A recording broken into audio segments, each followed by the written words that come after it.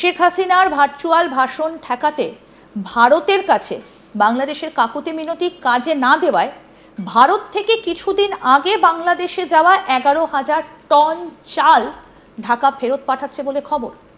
নিউটনের তৃতীয় সূত্র অনুযায়ী প্রতিক্রিয়ারই একটি সমান ও বিপরীত প্রতিক্রিয়া আছে।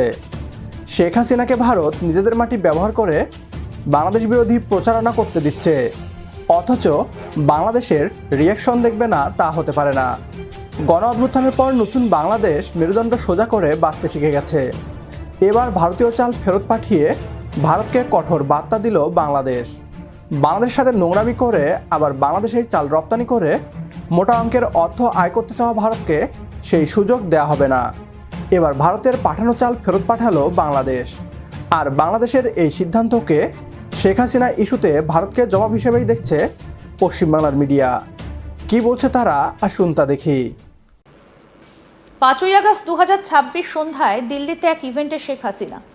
2024 সালের 5ই আগস্ট তৎকালীন বাংলাদেশের প্রধানমন্ত্রী শেখ হাসিনা ভারতে আশ্রয় নেবার পর এই প্রথম তিনি সর্বসমক্ষে কোনো ভার্চুয়াল অনুষ্ঠানে যোগ দিলেন। এই ঘটনাকে ঘিরে রীতিমতো ক্ষুব্ধ তারেক রহমানের বাংলাদেশ। বিষয়টা নিয়ে সদ্য মুখ খুলেছে ভারতের বিদেশ মন্ত্রক।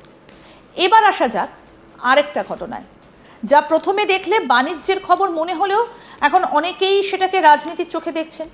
শেখ হাসিনার ভার্চুয়াল ভাষণ ঠেকাতে ভারতের কাছে বাংলাদেশের কাকুতি মিনতি কাজে না দেওয়ায় ভারত থেকে কিছুদিন আগে বাংলাদেশে যাওয়া 11,000 টন চাল ঢাকা ফেরত পাঠাচ্ছে বলে খবর। ফেরতের নেপথ্যের কারণও জানিয়েছে বাংলাদেশ। ঢাকা দিল্লি চুক্তির ভিত্তিতে 11,500 টন চাল পাঠিয়েছিল ভারত, যদিও সেই চাল গ্রহণ করেনি বাংলাদেশ। এই ঘটনায় বিতর্ক তৈরি হয়েছে। ভারতের বাণিজ্য মহলের একাংশ মনে করছে তারেক রহমানের নেতৃত্বে বিএনপি সরকার ক্ষমতায় আসার পর এই চাল আমদানি প্রত্যাখ্যানের পেছনে রাজনৈতিক কারণও রয়েছে। ভারত থেকে বাংলাদেশে পাঠানো হয়েছিল প্রায় 11,500 টন চাল। সরকার টু সরকার চুক্তির ভিত্তিতে এই চাল পাঠানো হয়। জাহাজ চট্টগ্রাম বন্দরে পৌঁছয়, নিয়ম মেনে নমুনা পরীক্ষা হয়, রিপোর্ট আসে, চাল মানুষের খাওয়ার উপযোগী। এরপর চাল খালাসের অনুমতি দেওয়া হয়। কয়েক হাজার টন চাল সরকারি গুদামেও পৌঁছে যায়। সব কিছু একেবারে ঠিকঠাক স্বাভাবিকভাবেই চলছিল। তারপর আচমকাই নাটকীয় মোড় নেয়। স্থানীয় স্তর থেকে অভিযোগ আসে চালের মান ভালো নয়। পরে বলা হয় চাল মানুষের খাওয়ার উপযোগী নয়। আর সেখান থেকেই শুরু হয় বিতর্ক।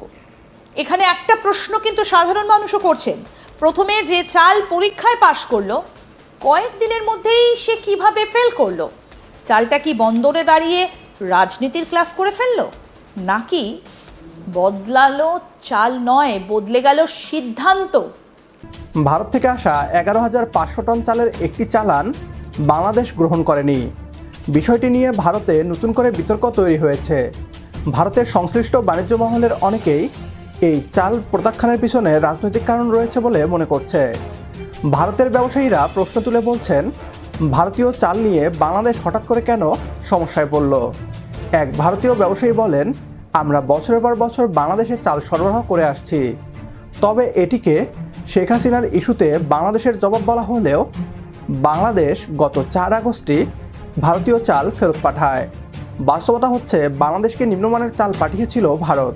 ভারত ভুলে গিয়েছে এখন বাংলাদেশের রাষ্ট্র ক্ষমতায় তাদের আজ্ঞাবহ সরকার নেই, ফলে বাংলাদেশ ভারতকে এক চুলো ছাড় দিবে না। আজকের ভিডিও এ পর্যন্তই। ভিডিও সম্পর্কে আপনার গুরুত্বপূর্ণ মতামত কমেন্ট বক্সে জানিয়ে দিন আমাদের। সেই সাথে ভিডিও শেয়ার করে দেখার সুযোগ করে দিন আপনার বন্ধুদের। পরবর্তী ভিডিও দেখার আমন্ত্রণ জানিয়ে বিদায় নিচ্ছি আজ। আল্লাহ হাফেজ।